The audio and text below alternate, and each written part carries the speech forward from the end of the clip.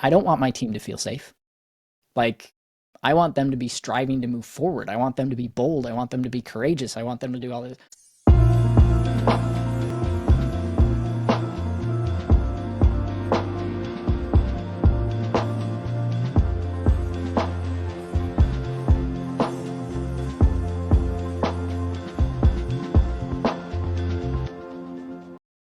Well, hey, welcome back to the Amanda Kaufman Show, and we are continuing our series on the coaches that don't suck. So obviously, I had to invite my friend Nate Tudis to the show. Hey, Nate, how's it going? Hey, I'm doing great.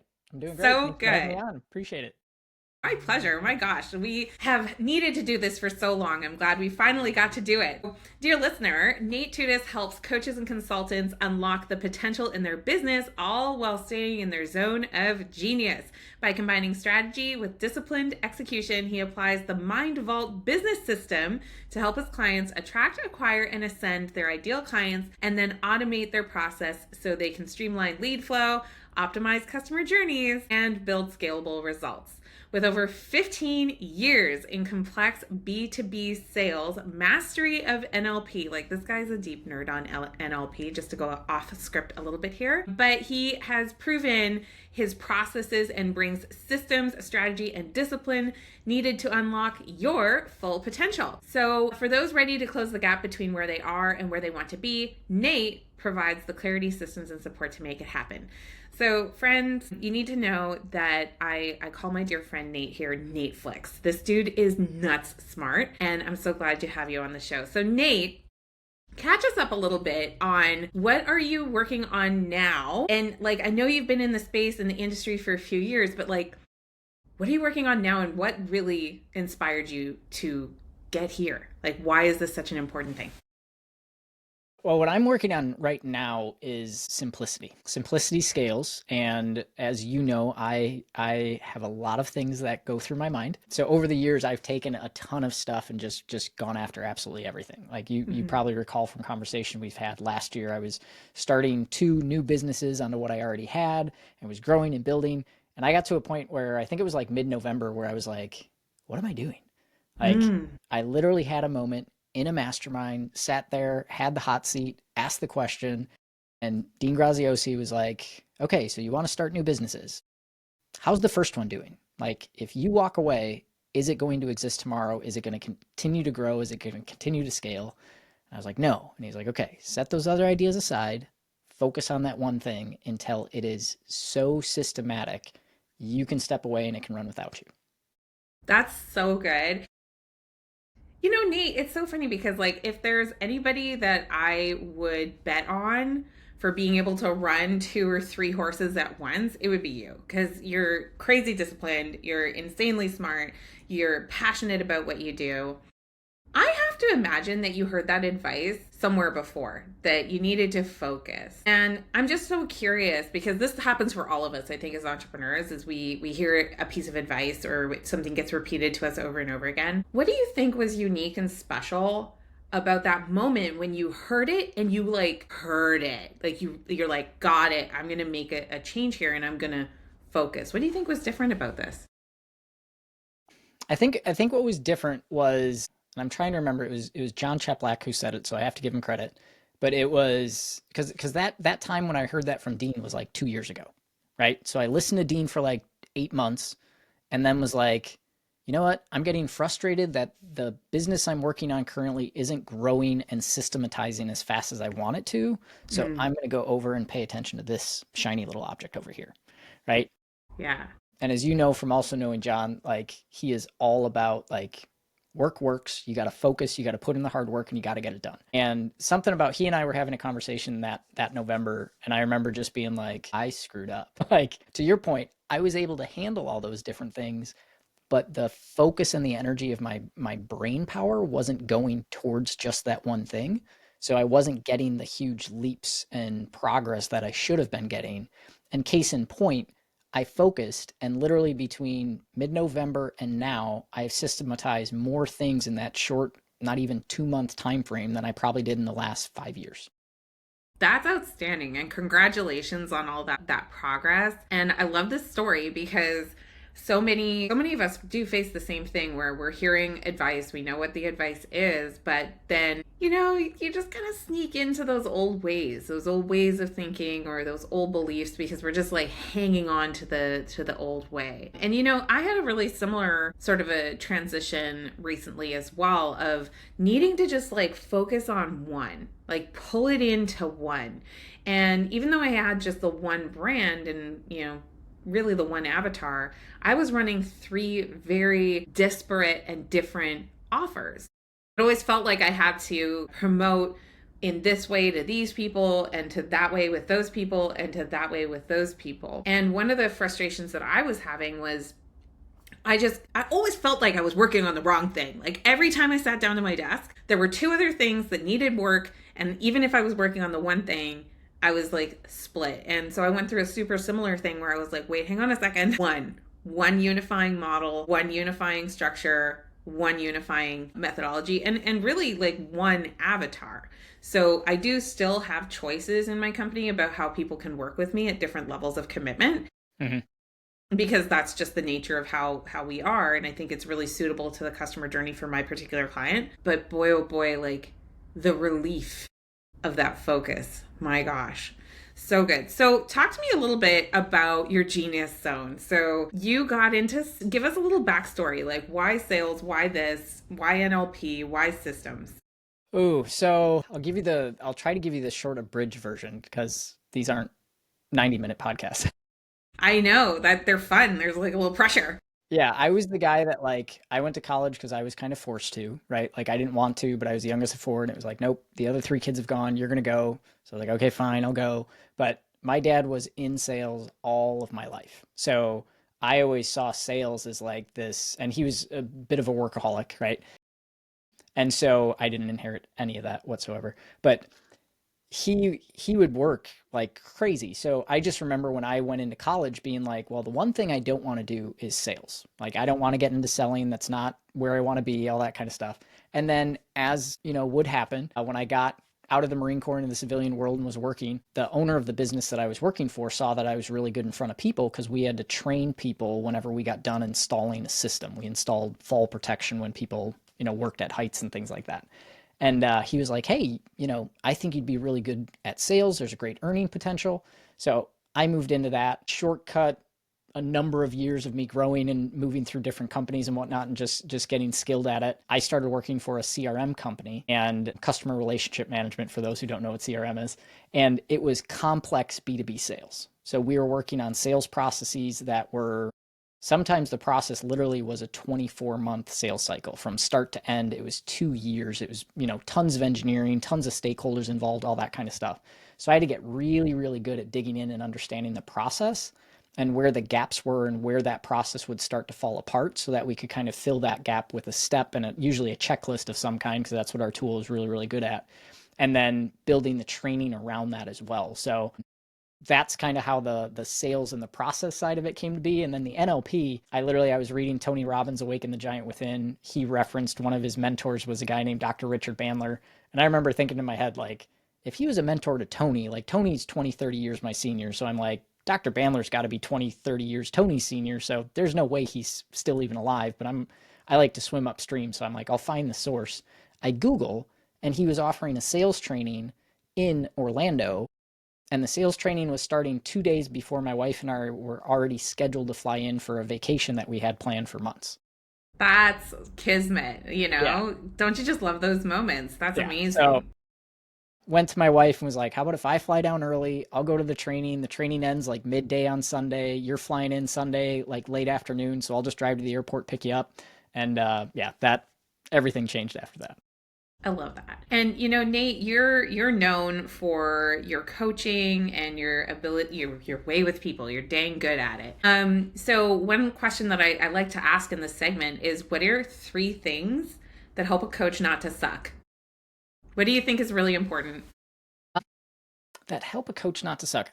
I mean, the cliche is listen, right? But I think, and coming from an NLP background, I think it comes down to what you're actually listening for, right? Words have meaning. One of the things I always like to say is that everybody kind of creates their own dictionary. And so I think a lot of times, whether you're talking as a coach or whether you're talking as a salesperson or what have you really have to get like insanely curious about what that word means for a particular individual, right? So in NLP, we have words that we refer to as ambiguities because they're very ambiguous, and Mm-hmm. someone will say it, and usually the person assumes, oh, I know what they mean by that word. So they just kind of keep going. But I especially learned one of the things that really helped me in sales. And this was one of those that for some people, NLP teaches you something new. And for some people, NLP pulls the curtain on back of this is why you're good. And now you can actually understand what you did well and train it to other people, right? So I kind of got the best of both worlds there. But one of the things I was always really good at is I always assumed I didn't know what they meant when they said they wanted growth, right? That is a power move. I actually just did a coaching call today, and I had a client was using the word overwhelm, a lot, like a lot. And for them, it was this punctuating end to the sentence, but it also seemed to be that moment where they gave up. And for me, the word overwhelm means one thing, but it really felt like it meant something different to her. So I love that. I love that distinction. Keep going. Well, prime example, I had a coaching client that I was speaking to. He's a sales leader that has a team. And one of the things that I always work on in my coaching is something that I learned from a book. I didn't learn it directly from the guy, but Bill Campbell, who, if you haven't read The Trillion Dollar Coach, go get that book and read it because Bill Campbell was like the top coach to all of the Silicon Valley for years and years and years and years. And one of the things that every 2 weeks he would ask the people he was coaching is what are you doing? Not what are you thinking about doing or what do you have planned, but what are you doing now in the moment to build an environment of psychological safety so that people challenge the status quo, right? Which sounds great. So I was like, cool. And every person I've worked with that I've done coaching and I've asked them that question, it always brings an interesting development. But this particular individual, I asked the question of what he was doing to build psychological safety, and he finally just goes, I gotta admit, I don't like that word. And I was like, what word? Psychological or safety? And he goes, safety. He goes, I don't want my team to feel safe. Like, I want them to be striving to move forward. I want them to be bold. I want them to be courageous. I want them to do all this. I'm like, interesting. When I was saying safe, you were taking it as like playing safe and playing small and all that kind of stuff. But I'm like, pretty sure the way Bill Campbell meant it was like they need to feel safe that they can challenge, that they can be bold, that they can do all that stuff, and they're not going to get their head chewed off or they're not going to get fired.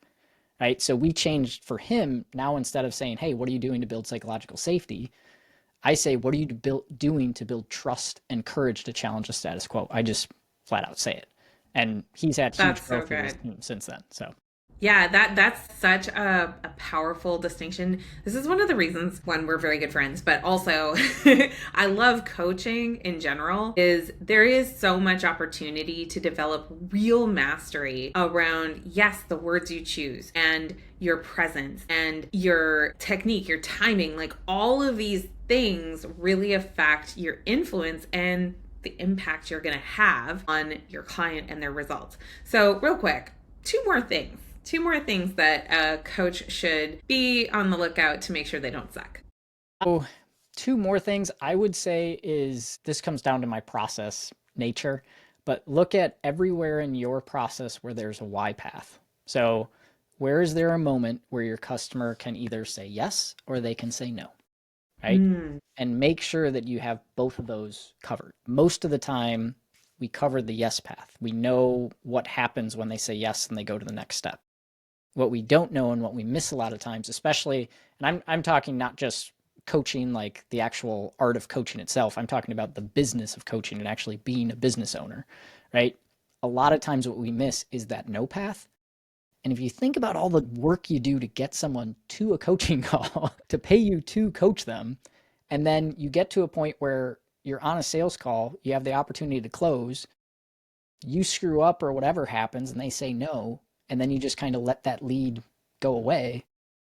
It's like if you just took the volume of leads that you lose and you saved 30% of them, that's a huge number, right?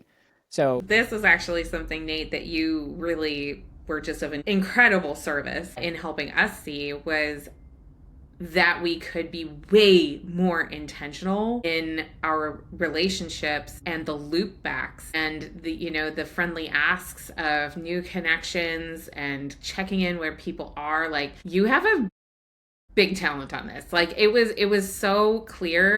Dear listener, we sat down for, I want to say it was like a 45-minute call, and it was just the same thing, like boom, boom, boom. Like, you seem good on the yes side of these why junctions, but then where's your loop back? Where's your follow through? Where's your tracking? And we implemented after that call. I gotta tell you, I talked to a lot of coaches, and a lot of coaches give me advice. Not too many of them do I like turn around and implement immediately after the call, but it made a massive difference in our results last year. And I actually really loved it, mainly because I felt like a better person. Like, the way I was relating to people, just like knowing that even if it was like a no and not right now, or I'm even getting ignored, I'm not ignoring. And that made me feel better in the process. So anyway, I just thought you should know that. Yeah, no, I appreciate that. And I would say that would probably be the third thing that I would throw in there. I'll just kind of tie a bow around that, is when you ask or when you receive a referral, always keep that communication loop together and open, so to speak, because one of the worst things you can do is get a referral. And coaches, a lot of times, especially if you do good work, you get referrals just intrinsically. It just happens. But the thing that I see a lot of people screw up on in sales, in coaching, in business, everything, is they get a referral and then they get so focused on the referral, they forget about the person that gave them the referral. And they never loop back and say, hey, I just want you to know, you recommended Amanda to me. I got a hold of Amanda. We've got a call set up next week. I'll let you know how the call goes. And then when they have the call, loop back again and say, hey, just so you know, had the call with Amanda, went great, think it's going to be a great relationship. She decided to move forward with the program, whatever. But it's so often that just gets kind of left. And it's like, well, I recommended the restaurant. Did you like it? Did you not? Did I give It's it? 30 seconds to let somebody know that they were an important part of the story in your day. And, that was a huge aha that you shared with us. And I was like, oh my goodness. Yeah, I actually felt rude when you said it. I was like, oh my God, how many times have I missed that? So we're much more diligent about that now. That's good to hear. So good. Well, Nate, what's the best way for people to follow you if they wanted to connect to understand more about what you do? The best way is probably just to go to Instagram and follow me at Nate Tudis. I'm obviously active there, so you'll be able to see any of the posts that I make. I love it. Awesome. Awesome. And, dear listener, we have a little process around this podcast. So if you prefer websites and all of that jazz, you'll find that in the show notes. And before you go, make sure you smash that subscribe button so you don't miss another episode. And Nate really showed up. He is a very prepared person. So I think he deserves five stars. Yeah, I think he really does. So if you feel the same way, make sure you leave a review. It really does help people to discover the podcast and discover these episodes. And finally, if you have a friend that would really benefit from hearing about some of the processes that we talked about, the attitudes that we talked about, just share this short episode with them. Just grab the link, send it to them in a text or a DM, and spread the love. So thank you so much for joining in the Amanda Kaufman Show, and we will see you next time.